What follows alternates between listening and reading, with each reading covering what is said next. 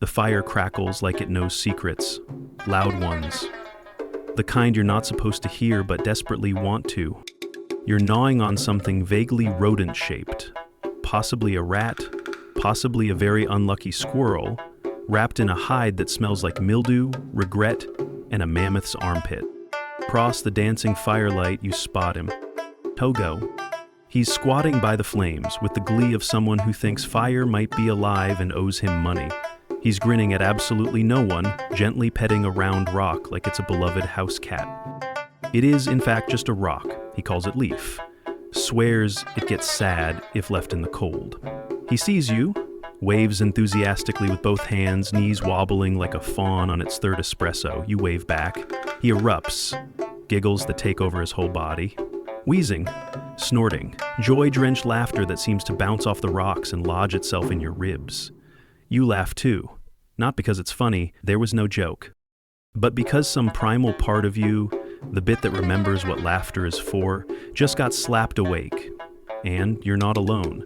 Around the camp, heads turn. Grob, who hasn't smiled since the mammoth incident, lets out a snort so confused it might have been a hiccup. Una mutters he's communing with the fire gods again. Someone walks into a log because they were too busy watching Togo flirt with a squirrel using only eyebrow movements. No one rolls their eyes, no one laughs at him, they just go with it.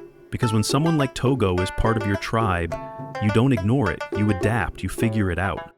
You make room for the boy with the rock named Leaf and a laugh that rearranges your insides.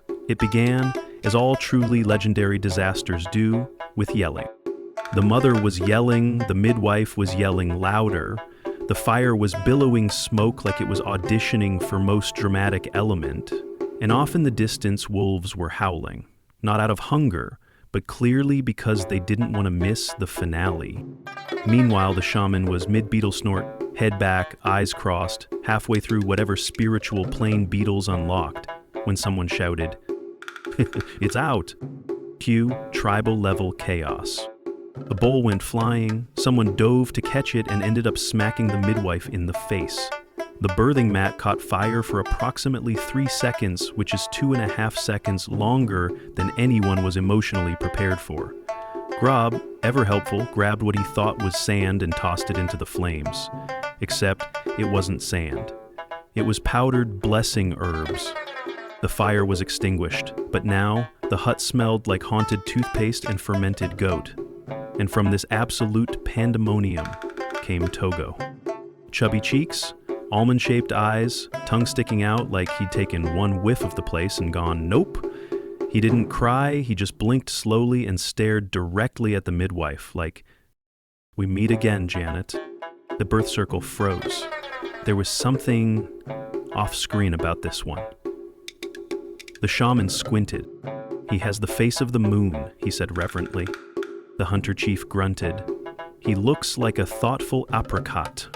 No one said Down syndrome. They didn't have words like that. What they did have was instinct. Everyone agreed this was clearly divine coordination.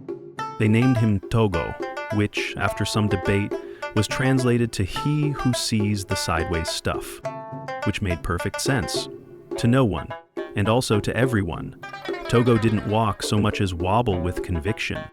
He giggled his way into chaos at least once an hour. He licked rocks, hugged trees like long-lost cousins. Once, dragged an entire squirrel skeleton into the food pile like it was a sacred offering from the land of crunch. He didn't pick up words quickly, but when he did, he used them like spells. His first word, rock. Second, still rock. Third, Jeff. Also a rock, slightly rounder. Fourth, no. Fifth? No. Newt. You, shouted at Soup. And sandals. He didn't hunt. He didn't gather. He didn't help clean fish. Unless you count hiding half of them in people's sleeping mats as a form of extreme interior decorating. At first, the tribe tried to teach him. Throw the spear like this. Togo launches it backwards, clips a tree, then applauds like he just solved war. The tree was personally offended. Help us get firewood.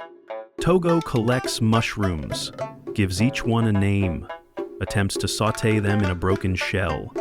accidentally bruised the tribe's first psychedelic soup, was optional. "Togo makes the spirits laugh," said the shaman, squinting into the smoke. "And he keeps hugging the ceremonial goat," Una added. "And now the goat follows him around like a hairy bodyguard with emotional issues," said Grob. "So," the shaman concluded, "that's a thing now?" Then came the day of the big cat.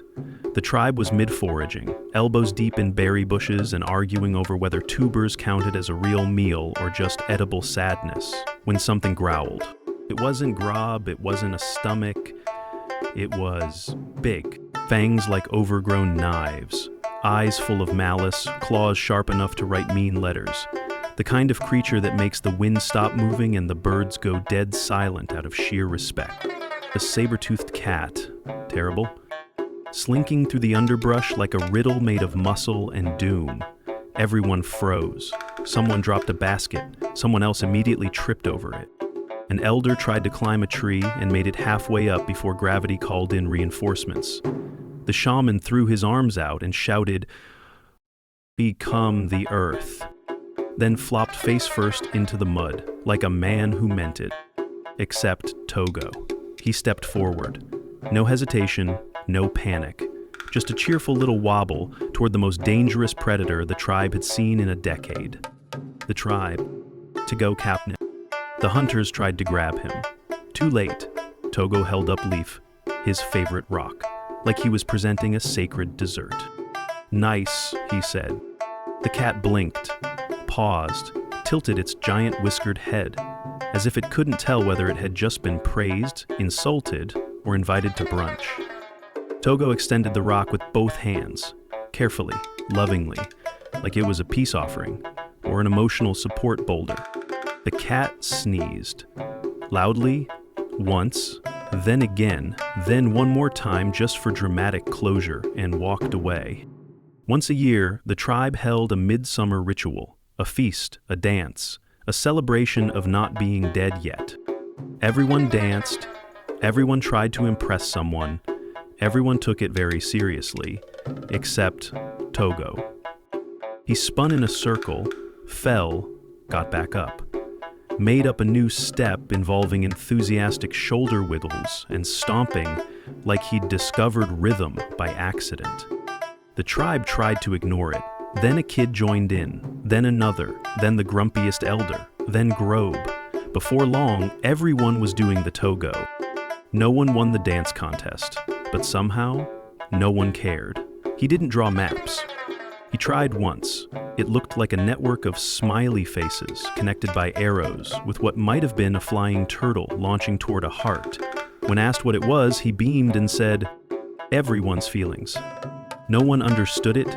The shaman cried anyway. He didn't build shelters. He helped, once by lining the walls with moss, feathers, and exactly 3 frogs, called it emotional insulation. It attracted 17 lizards.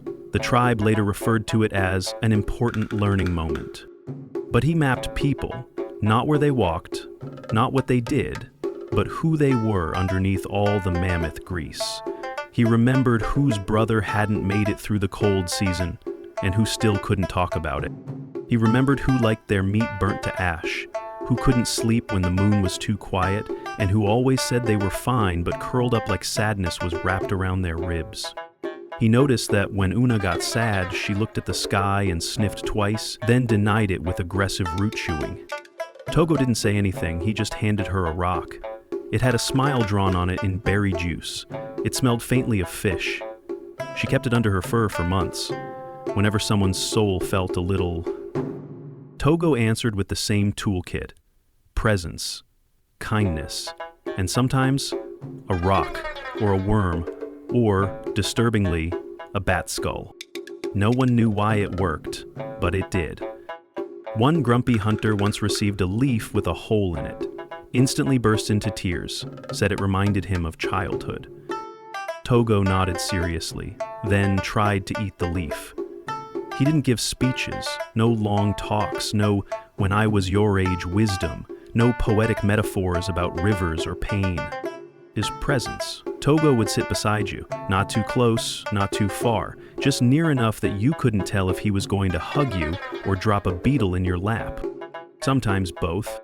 If you cried, he didn't flinch. He offered his knee or his elbow, or once placed a very confused lizard gently in your hands like, "This is medicine." And it was. He had no plan, no formal method, just vibes. Strange, warm, moss-scented vibes. And in a world built on stone, sweat, and the number of mammoths you could outrun, Togo reminded the tribe that maybe, just maybe, emotional stability was a power move too. Once, just once, Togo got lost. It wasn't even far.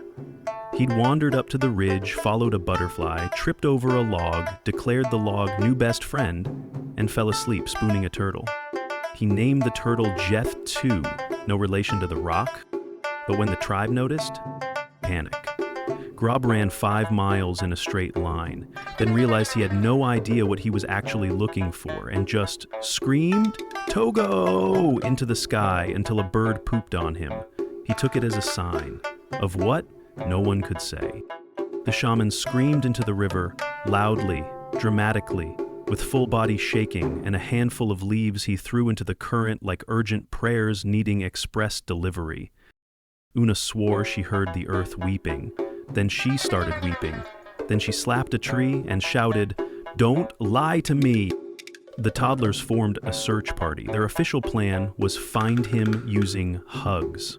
They got distracted by a beetle and hugged that instead. The beetle was confused but polite. Even the ceremonial bird let out one long, awkward squawk, possibly grief, possibly indigestion. By the time someone finally found him, an hour later, Togo was lying under a fern, smiling, completely unharmed, covered in moss, and spooning the turtle with the confidence of a man who had 0 regrets. The turtle seemed fine, possibly better off. They scolded him, not seriously, just enough to maintain adult credibility. Then they hugged him like he'd invented joy and handed out free samples.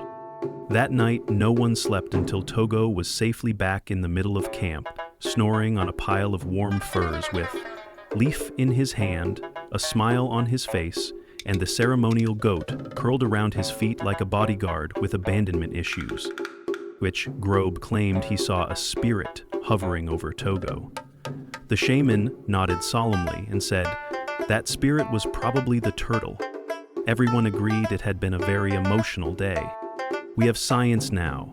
Labels, diagnoses, acronyms, programs, TED Talks, infographics, entire websites devoted to developmental milestones, and parenting blogs with way too many fonts. And that's good. But what Togo teaches us is this. The instinct to love and include came first, before language, before tools, before even pants. We were built for community, for adaptation, for making space. The earliest tribes didn't need explanations. They didn't wait for studies or awareness campaigns.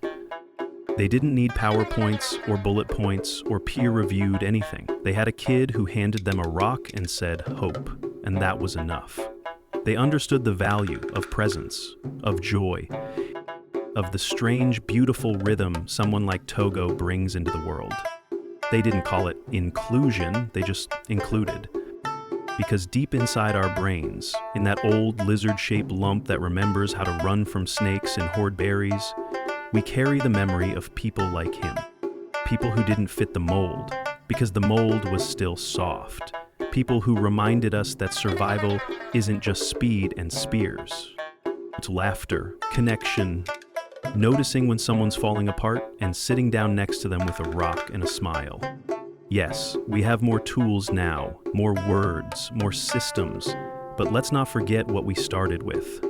One person, one tribe, one rock, named Leaf, held out in kindness, and the courage to say, you're different, you're not broken, you belong here, you're one of us. Because in the end, it wasn't the fiercest warrior who held the tribe together. It wasn't the strongest. It was the one who noticed when someone needed a laugh. The one who saw you, even when you weren't sure you wanted to be seen. The one who smiled, said nice, and handed you a rock. It just has to show up, like Togo, with a rock named Leaf.